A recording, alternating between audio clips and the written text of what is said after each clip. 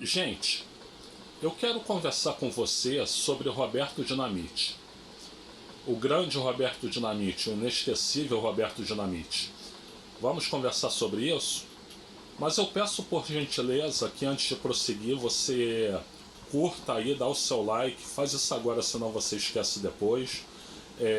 Que você se inscreva no canal e que você compartilhe esse vídeo, sobretudo se for vascaíno, tá? Bom, gente, eu tenho dois grandes ídolos no futebol, né? Um deles é o Zico. O Zico que fez a carreira no Flamengo, que é o rival, né? Eu sou vascaíno, né? Mas eu admiro muito o Zico não só pelo talento de jogador que ele era, mas pelo profissionalismo, né?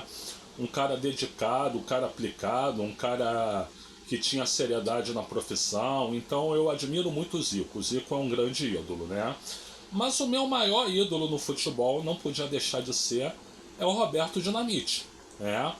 O Roberto Dinamite, para mim, é tudo de mais importante que existe no futebol, né? É o meu ídolo, o ídolo da minha geração, o ídolo do Vasco, né? Enfim, o falecido Roberto Dinamite é o meu grande ídolo, né? Bom, eu alguns anos atrás estava conversando com o Sérgio Pugliese. O Sérgio Pugliese é o editor do Museu da Pelada, que é um site sobre futebol maravilhoso, é onde eu escrevo, né? E ele estava dizendo para mim assim, cara, o Roberto Dinamite não tá bem não. Ele não tá bem. Ele tá meio deprimido, tá meio para baixo, tá dizendo que não foi isso tudo pro Vasco que dizem que ele tinha sido. Ele não tá bem. E, bom, gente, eu conheço depressão, eu sei o que é depressão. E com essa informação do Pugliese, eu resolvi escrever um livro sobre o Roberto Dinamite. Era uma maneira de animá-lo, né? De mostrar para ele o quanto importante ele era, né? E eu escrevi o livro, é um livro pequeno, tem mais ou menos 80 páginas, né? Na verdade não é um livro que tenha sido publicado, é um documento PDF, né? Que eu escrevi, né? Como se fosse um livro, né? E aí eu ia buscar editoras para ver se alguém se interessava. E uma possibilidade era através do próprio Pugliese, que estava iniciando um projeto com editora e tal, mas não rolou, né?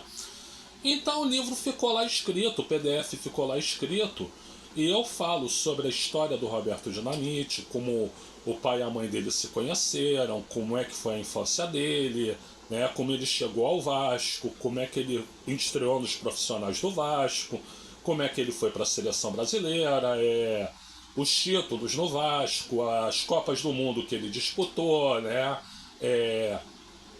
a, o título de 1987 que ele teve, carioca, né, que ele teve participação decisiva, né, o Barcelona, como ele foi no Barcelona, depois como ele foi na Portuguesa, como ele foi no Campo Grande. E eu falo do encerramento da carreira dele, da carreira política partidária dele, da carreira política dele no Vasco, né? Como ele brigou com o homem lá do charuto fedorento e a presidência dele do Vasco. Eu falo sobre a vida dele em geral, né? Então,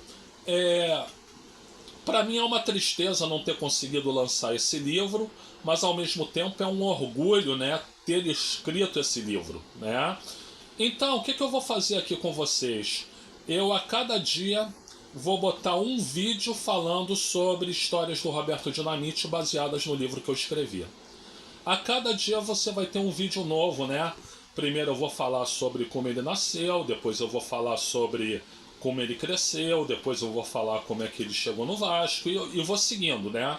Então, sei lá, deve ter por volta de 20 e poucos, 30 vídeos possíveis sobre isso, né? Mas eu vou contar para vocês a história do Roberto Dinamite, tá? Eu acho que eu devo isso a ele, né? Porque o Roberto Dinamite me deu muita alegria, né? Quantas vezes aquele sorriso farto, aquele sorriso largo, né? Não foi o melhor momento do meu dia. Quantas vezes, né? Então, vamos aqui contar a história de Roberto Dinamite. Bom, gente, eu sou o Luiz Felipe Chateaubriand, eu agradeço aí a assistência. E se você quiser, vai no meu canal que tem aí mais de 500 vídeos sobre diversos assuntos, né?